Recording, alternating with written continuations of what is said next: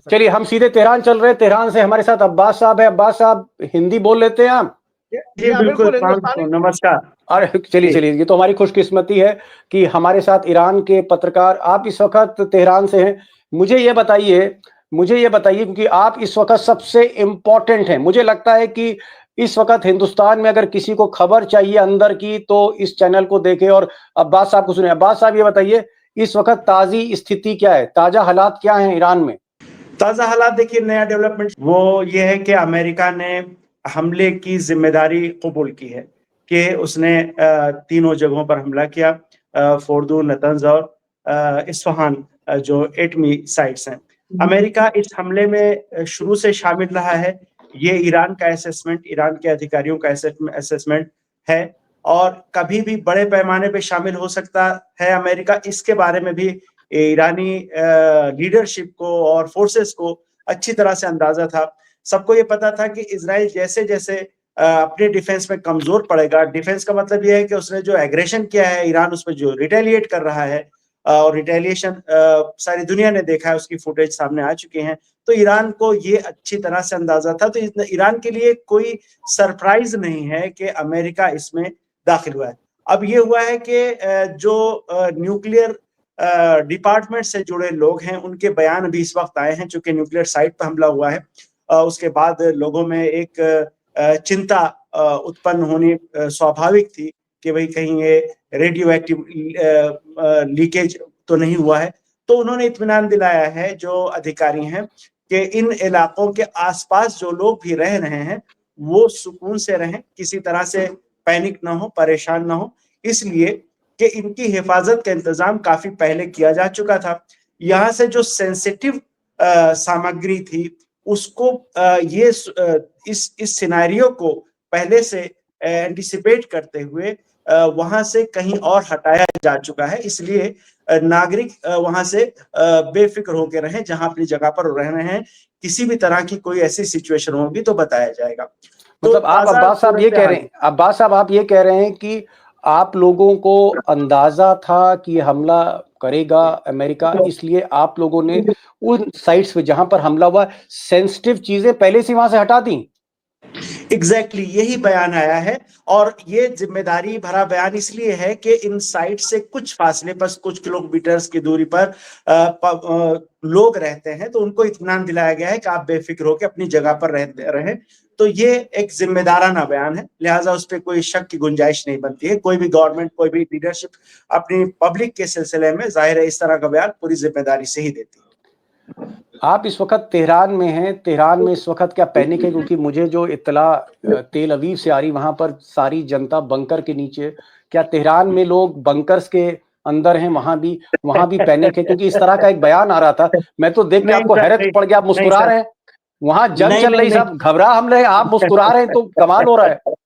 नहीं, आप मुझे बताइए, क्या आप लोग बंकर के अंदर हैं या आप लोग जो है शहर छोड़ के आप तेहरान में नहीं कहीं और इस वक्त?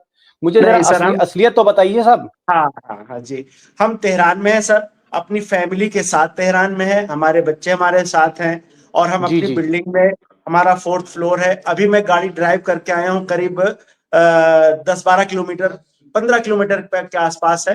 पहले हमको 1 घंटा लगता था यहाँ आने में, अब मैं 12-13 मिनट में आ गया हूँ। रोड पे ट्रैफिक कम है, ट्रैफिक है लेकिन कम है। कोई भी बंकर नहीं बना है, किसी भी तरह का बंकर मैंने पूरे शहर में कहीं नहीं देखा है। ना किसी बंकर का कोई ऐलान किया गया, हर आदमी अपने घर में रह रहा है, कोई अपने घर से बाहर नहीं गया है। कुछ जगहों पर ऐसा हमको सुनने में आया था कि जो मेट्रो की लाइनें हैं उनको तैयार किया गया था कि अगर कभी जरूरत पड़ी तो वहां पर लोगों को कहा जाएगा कि लोग वहां पर पनाह ले सकते हैं। लेकिन मैंने अब तक लोगों को नहीं देखा कि कोई, हमारे मोहल्ला है, पूरा हमारा मोहल्ला है जहां पर लोग रहते हैं। हम शाम की नमाज पढ़ने, कल मैं शाम की नमाज के लिए गया था, तो जमात से नमाज होती है। काजमी साहब इसकी और तफसील बता पाएंगे जी। आप अलग अलग भी नमाज पढ़ सकते हैं, मतलब डर के मारे आप बाहर ना निकलना चाहें, घर में नमाज पढ़ सकते हैं। तो ऐसा नहीं था, वहां औरतें, बच्चे, सब सारे लोग जाके एक इमाम आगे खड़े होते हैं, फिर जमात से सारे लोग नमाज पढ़ते हैं, नमाज के बाद अपने घरों में वापस जाते हैं। बंकर में कोई ऐसी सूरत हाल नहीं है। क्या तेहरान में इस वक्त बाजार खुले, मार्केट खुले हैं? क्या संडे को छुट्टी होती है या संडे को बैंक वैंक सब खुला रहता है, कारोबार चलता है?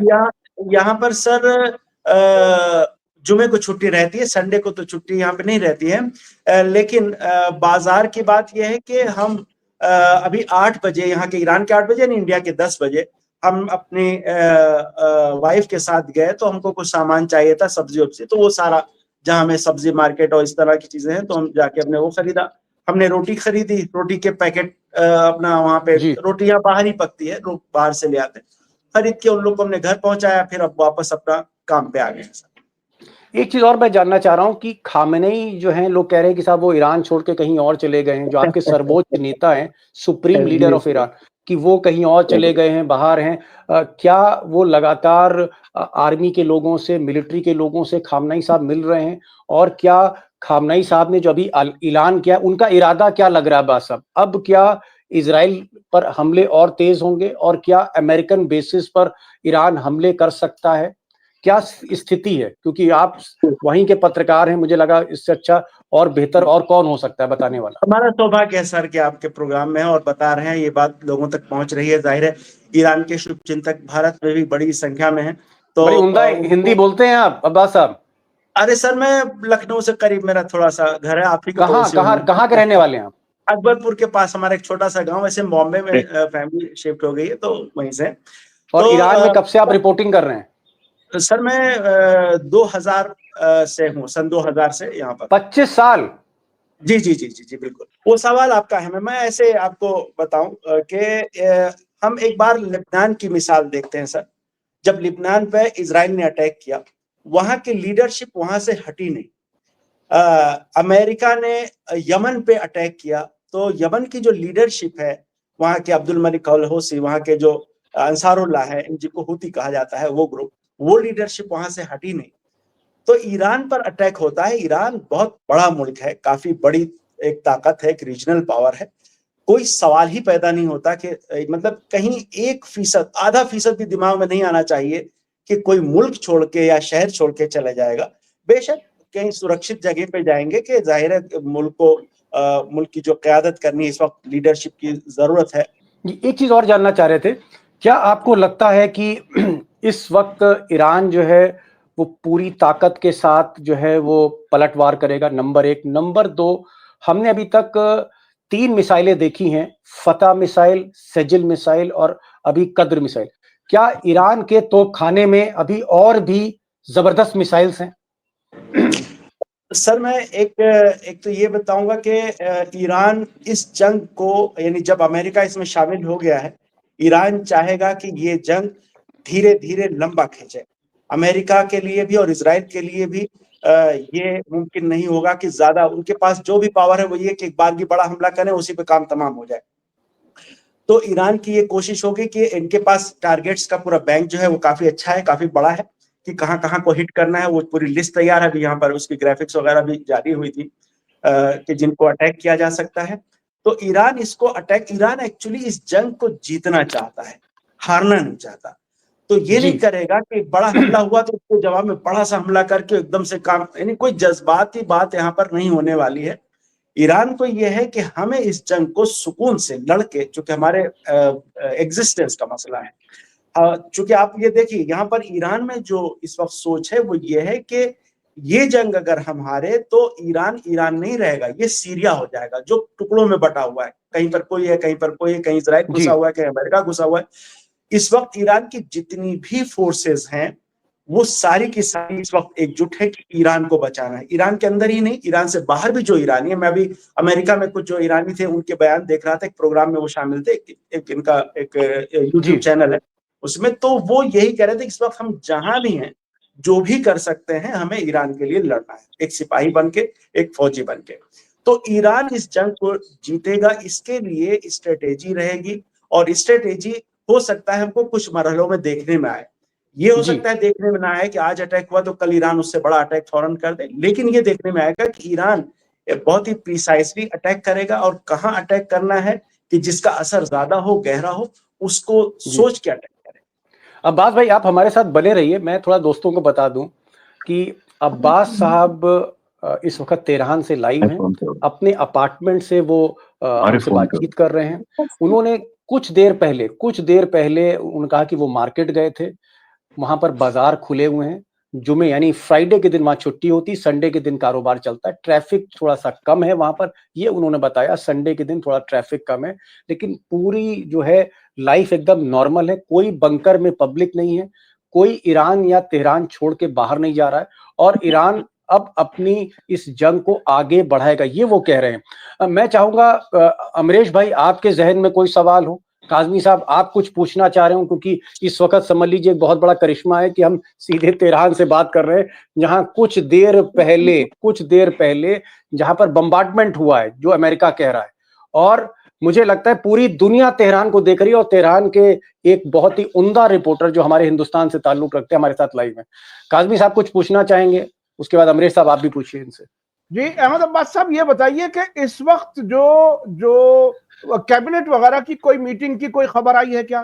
क्या कोई बड़ा फैसला लेने के लिए कोई तैयारी कोई ऐसी आई है वहां के आपके लोकल टेलीविजन में? या आप तो चूंकि खुद IRIB का हिस्सा ही हैं, तो आपको कुछ और अंदर की कुछ ऐसी तैयारी, रिस्पांस, कोई कैबिनेट मीटिंग, कोई बड़ा फैसला, कोई उस तरह की कोई खबर आती हुई नजर आ रही है क्या?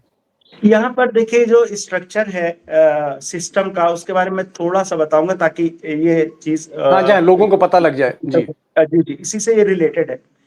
ईरान में जो एक सुप्रीम नेशनल सिक्योरिटी काउंसिल है, एक जिसका चीफ जो है वो प्रेसिडेंट उसका चीफ होता है, और उसमें सुप्रीम लीडर का भी एक रिप्रेजेंटेटिव होता है, पार्लियामेंट का भी एक रिप्रेजेंटेटिव होता है। इसी तरह जो बड़े अहम इदारे, उनके करीब 10-11 लोगों की ये बॉडी है। जो बड़े फैसले लिए जाते हैं वो इसमें आके होते हैं। अच्छा, दूसरी बात यह है कि फोर्सेस के कमांडर इन चीफ जो है वो सुप्रीम लीडर है। ये बात जो है वो मैं बताना चाहूंगा। सुप्रीम लीडर आयतुल्लाह खामेनी, जो इतनी भी फोर्सेस हैं, आर्म्ड फोर्सेस हैं, उसमें IRGC है, आर्मी है, बसीज जिसको कहते हैं, जो वॉलंटियर्स की फोर्स है। मतलब आप कह रहे हैं कि आर्मी, एयरफोर्स, नेवी और जितनी पुलिस, जितनी फोर्स है वहां पर, वो सब खामनेई साहब के अंडर में है। एग्जैक्टली।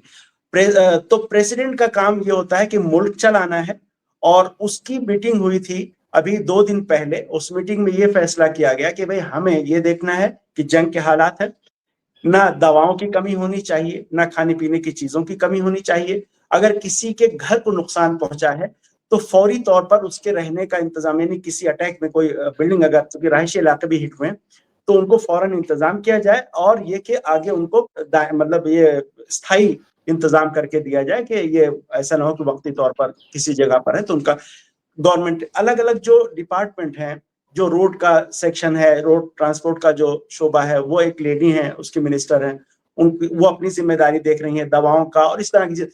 तो उन्होंने ये मीटिंग करके ये तय किया कि हमको किसी चीज की कमी नहीं पड़ने देनी चाहिए, अगर कोई चीज कम पड़े हमें बाहर से मंगाना है। तो एक तो ये फैसला हुआ कि लंबी जंग की तैयारी के तहत ये है। बाकी आर्म्ड फोर्सेस जो हैं वो डायरेक्ट रिलेटेड हैं सुप्रीम लीडर से, मगर आर्म्ड जी खामनेई साहब से।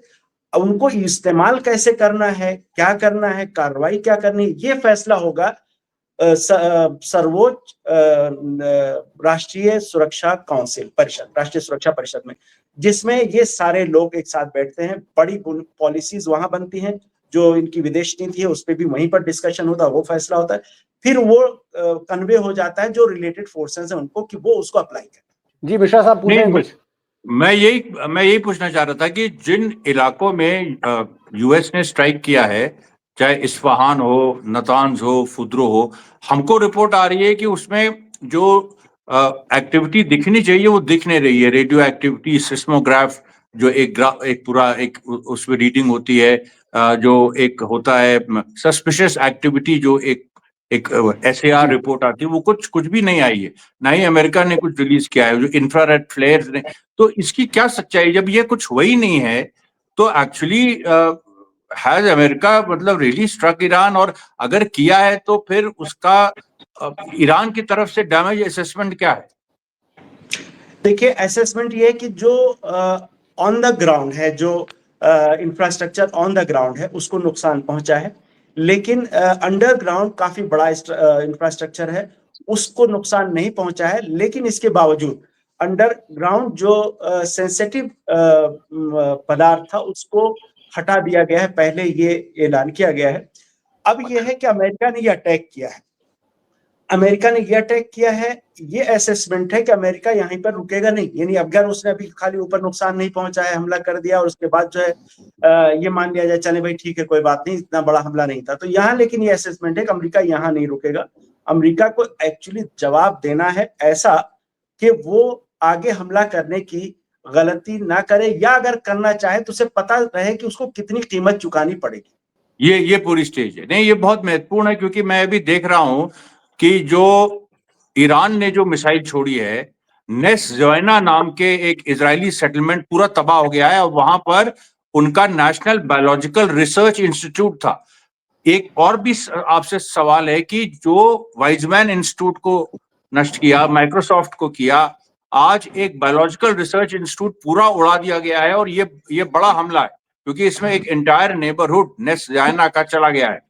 तो ये जो क्या अब is Iran attacking biological weapons being developed stealthily, यानी चुपचाप जो इजराइल डेवलप करता है biological weapons, chemical weapons, research अपनी, उसको भी डिस्ट्रॉय ईरान कर रहा है। एग्जैक्टली ईरान पर चूंकि जब अटैक किया इजराइल ने, तो सिर्फ जो मिलिट्री कमांडर्स हैं उनको नहीं निशाना बनाया, उनको ही नहीं असैसिनेट किया, बल्कि उसने साइंटिस्ट को भी निशाना बनाया। बहुत सारे न्यूक्लियर साइंटिस्ट इसमें मारे गए, यहाँ तक कि एआई का एक बड़ा एक्सपर्ट था जिसकी ज्यादा उम्र भी नहीं थी, कुछ 35 साल का जवान था, उसको असैसिनेट किया। तो ईरान कहीं ना कहीं उनका जो ये इंफ्रास्ट्रक्चर है, जो रिसर्च का काम करता है और रिसर्च डिफेंस से जुड़ी हुई है, उसको भी निशाना बना रहा है। अब्बास साहब, एक चीज और जानना चाहेंगे, क्या आपकी जो मिलिट्री लीडरशिप है, जो आपके कमांडर थे, उनका असैसिनेशन हुआ, उनकी हत्या की इजराइल ने, उसके बाद न्यूक्लियर साइंटिस्ट मारे एक के बाद एक, तो जो टॉप लीडरशिप थी वो खत्म कर दी इजराइल ने। आज की तारीख में क्या ईरान के पास नई लीडरशिप उसने टेक ओवर कर लिया है, और आपकी आज की जो लीडरशिप है क्या वो पहले जैसी ही है, जो आपके कमांडर थे उसी जैसी है, और क्या आप पहले से मान के चल रहे थे कि इजराइल यानी मोसाद कहीं ना कहीं टारगेट करेगा आपके कमांडर्स? आज की तारीख में आपकी जो फौज है, आपकी जो एयरफोर्स है, उसके जो कमांडर हैं, क्या वो पहले जैसे ही असरदार है? मैं ये जानना चाह रहा हूं, या इजराइल ने पूरा डिस्टर्ब कर दिया आपको? सर 3 दिन लगे पूरा रिप्लेस करने में, और वो मैंने जैसे बताया सुप्रीम लीडर, इसके सुप्रीम कमांडर भी हैं आर्म फोर्सेस के, तो उन्होंने 2 से 3 दिन के अंदर नए कमांडर्स अपॉइंट कर दिए। ये सारे ही केपेबल कमांडर हैं।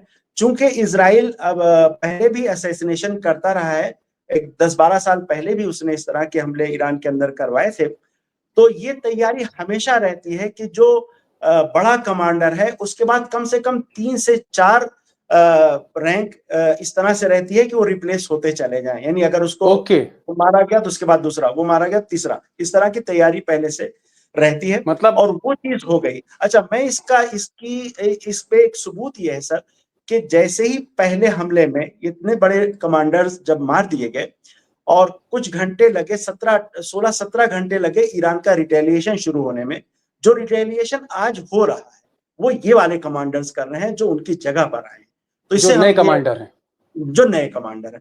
ये बताइए कि अभी तक ईरान ने जो उसकी ताकत है, उसकी जो बारूदी ताकत है, मिसाइल ताकत है, आपने जो मुजाहरा किया है वो ट्रेलर है, अभी असली पिक्चर आना बाकी, क्या और भी खतरनाक मिसाइलें ईरान के तोपखाने में हैं? जो यहाँ पर अब तक जो ऐलान किया गया है वो ये है कि हमने अब तक अपनी 5% क्षमता है उसका इस्तेमाल किया है। Oh my God. हाँ, इससे हम अलग हटके ये देखते हैं कि देखिए ईरान के पास मिसाइलों की तादाद की कमी नहीं है। ईरान ने अंडरग्राउंड मिसाइलों के पूरे पूरे शहर बनाए हुए हैं, जिसको कभी कभी दिखाया भी गया है, ड्रोन के शहर और मिसाइलों के शहर ये बनाए हुए हैं। अब ये रह गया कि अभी तक जो मिसाइल यूज हुए हैं उनकी अगर आप ये देखिए कि उनकी क्षमता क्या रही, उन्होंने कैसे हिट किया और कितना बड़ा उन्होंने नुकसान पहुंचाया। अगर यही मिसाइल ज्यादा तादाद में मारे जाते हैं तो इस पूरे रीजन में कोई भी जगह हिट करना ईरान के लिए और डिस्ट्रॉय करना वो कठिन नहीं होगा। अगर कठिन हुआ तो नामुमकिन नहीं होगा, ईरान ये काम आराम से कर सकता है। तो मैंने जो कहा कि लंबी हो सकता है ईरान की तरफ से बहुत बड़ा हमला एक साथ देखने में ना आए, लेकिन धीरे धीरे और लगातार ये हमले देखने में आएंगे, ऐसा अंदाजा है। एक और मुश्किल सवाल अब्बास साहब, क्या अब क्योंकि अमेरिका इस युद्ध में शामिल हो गया है, अमेरिका के जो बेस हैं, जॉर्डन में बेस हैं, कुवैत में बेस हैं, बहरीन में हैं और जगह पर बेसेस हैं, क्या अमेरिका के सैनिक बेस, उनके मिलिट्री बेस पर अब ईरान स्ट्राइक करेगा जो अब तक नहीं कर रहा था? ईरान अगर आप देखिए इस पूरे मामले को इस अंदाज से आगे लेके जा रहा है कि जिसमें ये सारी दुनिया मान रही है कि ईरान मजलूम है, उस पर जुल्म हुआ है, लेकिन ताकतवर है और अपना जवाब दे सकता है। ऐसे इसी मुझे ये लगता है इस स्ट्रेटेजी को ईरान आगे ले जाएगा, यानी कोई ऐसा काम नहीं करे जैसे जॉर्डन में जो बेसेस, करीब 11 बेसेस अमेरिका ने बना रखी है, अलग अलग तरह से इस्तेमाल करता है उसे अलग अलग कामों के लिए। तो अगर जॉर्डन की बेसिस, ईरान ने अरब कंट्रीज को ये मैसेज दे दिया है कि आपके यहाँ की जो अमेरिकन बेस है, अगर वो इन्वॉल्व हुई तो हम उसको जरूर हिट करेंगे। एक और चीज अब्बास साहब पूछना चाहेंगे और पूरी दुनिया जानना चाहती है, और आपसे बेटर कोई आदमी नहीं हूं कि आप तेहरान में सरकार को कवर करते हैं।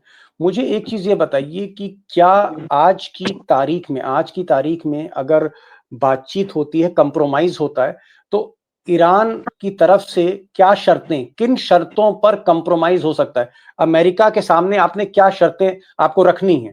आपकी शर्तें क्या हैं, टर्म्स एंड कंडीशंस? मैं ये समझता हूं कि इजराइल से अब ईरान ये चाह रहा है कि इजराइल को थोड़ी और सजा अभी मिलनी है, जितनी सजा उसको मिलनी चाहिए अभी मिली नहीं है, इसलिए उसने बहुत सारे कमांडर्स को मारा है और एग्रेशन किया है। तो सजा उसे थोड़ी और जरूर देनी, इतनी कि एक डिटरेंस ऐसा बने कि दोबारा फिर वो हमला करने के लिए 10 बार उसे सोचना पड़े। तो मुझे लगता है इजराइल के खिलाफ तो ये अभी थोड़ा और आगे जाएगा, अभी कार्रवाई और होगी और जारी रहेगी शांति की बात। तो ईरान का यह है कि न्यूक्लियर प्रोग्राम नहीं छोड़ना है और मिसाइल प्रोग्राम नहीं छोड़ना है। रीजन में जो रिश्ते हैं अलग अलग मुल्कों से और फोर्सेस से, ये रिश्ते कायम रहेंगे, इसको ईरान छोड़ेगा नहीं। मैं तीनों बातें इसलिए कह रहा हूं कि अमेरिका और इजराइल की असल में मांग ही है, ईरान न्यूक्लियर प्रोग्राम छोड़ दे, डिफेंस छोड़ दे और रीजनल पावर जो है उनको उनके हाल पे छोड़ दे, कोई उनकी मदद या उनका सपोर्ट ना करे। तो ईरान इन बातों को छोड़ के उसके बाद इसके लिए तैयार है। ईरान को अभी फिलिस्तीन को लेकर ईरान का क्या कहना है? फिलिस्तीन के सिलसिले में ईरान का बड़ा साफ स्टैंड ये है कि फिलिस्तीन की जमीन पर इजरायलियों ने आके कब्जा कर लिया है, उनको वहां से भगा दिया है। अब ये फिलिस्तीनी जो लड़ रहे हैं इनका बिल्कुल लेजिटिमेट रेजिस्टेंस है और हम इसका सपोर्ट करते रहेंगे। और होना दूसरा एक ये है कि इस पे रेफरेंडम होना चाहिए, जो फिलिस्तीनी वहां पर है वो रेफरेंडम हो उनके बीच में, वो वहां एक सिस्टम बनाए, वो सिस्टम फैसला करे कि बाहर से जो लोग आके बस गए उनको यहाँ रहने देना या बाहर भेजना है, लेकिन इजराइल को यहाँ से खत्म होना चाहिए, ये फिलिस्तीनियों का हक है।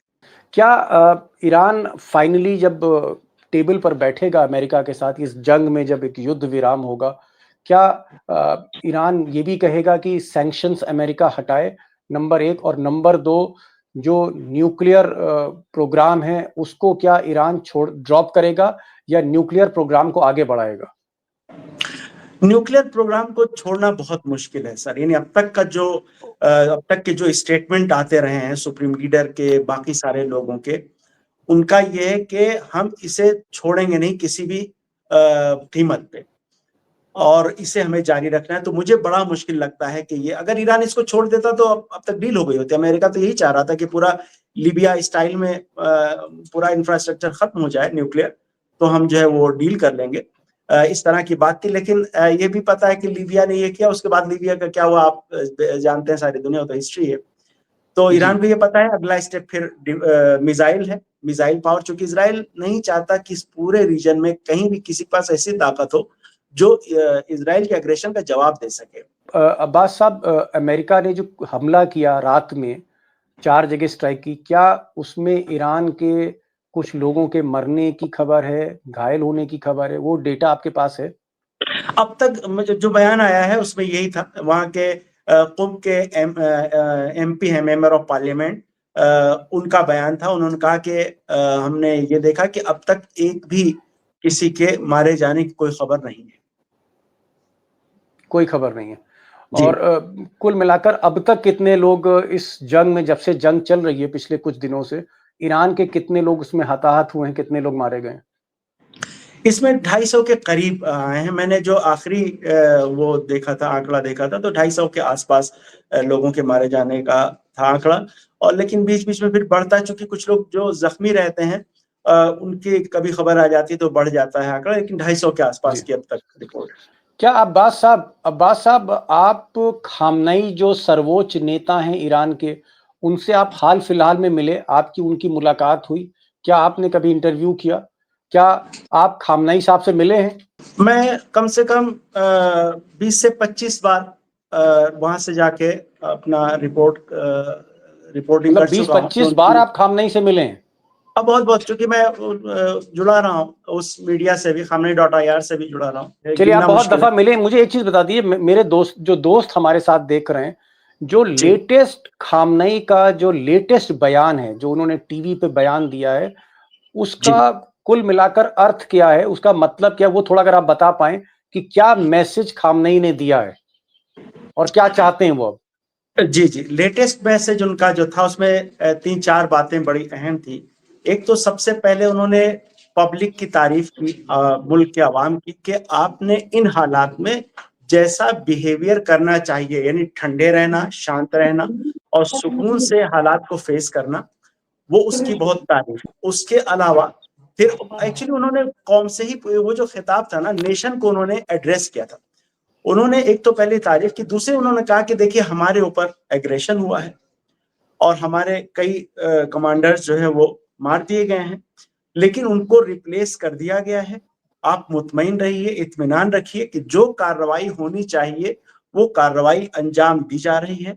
और इसी में इन्होंने कहा कि ना बल्कि उन्होंने एक बात कही, उन्होंने कहा कि जब ट्रंप ने टोटल सरेंडर वाली ट्वीट की थी या ट्रुथ सोशल पे डाला था कि टोटल सरेंडर को जिस तरह की बात थी, उन्होंने एक बात कही कि जो थोड़ी भी अक्ल रखने वाला आदमी होगा, वो ईरानियन नेशन से कभी ये नहीं कहेगा कि आप टोटल सरेंडर कर दें, चूँकि ईरान की जो सिविलाइजेशन है, उसमें कभी भी सरेंडर इस तरह से रहा नहीं है। तो वो अ, एक तरह से उन्होंने इशारा किया कि ये इस बंदे को इतनी समझ नहीं है कि जो इस तरह की बात कर रहा है। उसने ही उन्होंने ये कहा कि हम ना तो इम्पोज्ड वॉर सहन कर सकते हैं, ना ही इम्पोज्ड पीस सहन कर सकते हैं। उसी में उन्होंने कहा कि इज़राइल को सजा दी जा रही है और इज़राइल उस अंजाम को पहुंचेगा जिसकी उसने खुद दावत दी है। अब्बास साहब, ये जो टॉक्स हुई थी, क्योंकि ये जो टॉक्स करी थी जर्मनी, ब्रिटेन और फ्रांस, ट्रंप साहब के कहने पर ये जो तीनों मुल्क हैं, ब्रिटेन, फ्रांस और जर्मनी, इन्होंने ईरान के साथ, आपके मुल्क के साथ बातचीत शुरू करी। बातचीत जेनेवा, स्विट्जरलैंड में हुई और बातचीत से ऐसा लग रहा था कि अब इस युद्ध में कहीं ना कहीं कोई ना कोई हल निकलेगा।